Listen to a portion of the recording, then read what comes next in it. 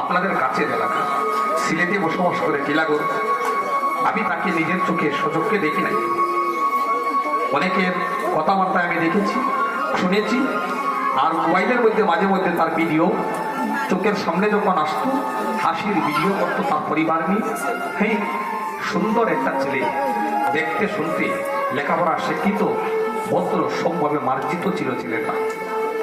সে আমাদেরকে ছেড়ে সবাইকে সারা সিলেটবাসীকে নিস্তব্ধ করে সবাইকে কাঁদিয়ে সে চলে গিয়েছে।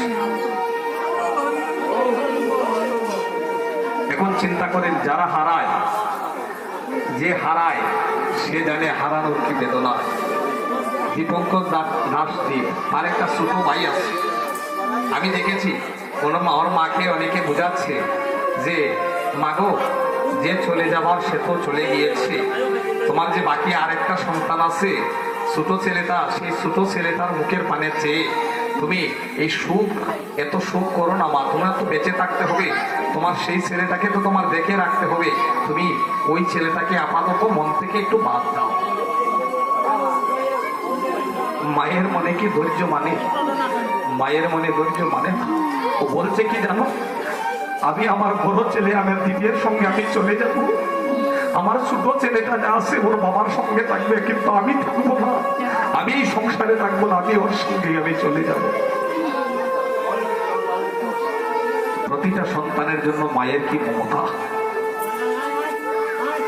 যদি মায়ের কাছে থাকতো, হয়তো সন্তানটাকে জমের কাছ থেকে মা, আমার মনে হয়, আমার ধারণা, মা হয়তো কোনোভাবে সন্তানটাকে আগলে রাখতে পারত। কারণ মায়ের কাছ থেকে কখনো জমেও তার সন্তানকে কেড়ে নিতে পারে না।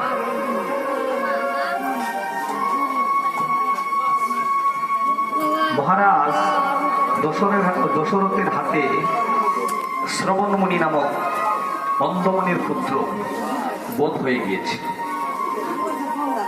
মা কি জানতো জলের জন্য ছেলেটা যাচ্ছে নগরে নগরে, একদিকে মাকে আর একদিকে বাবাকে একটা বাঁশের মধ্যে দুইটা টুকরির মধ্যে, একদিকে বাবা একদিকে মা,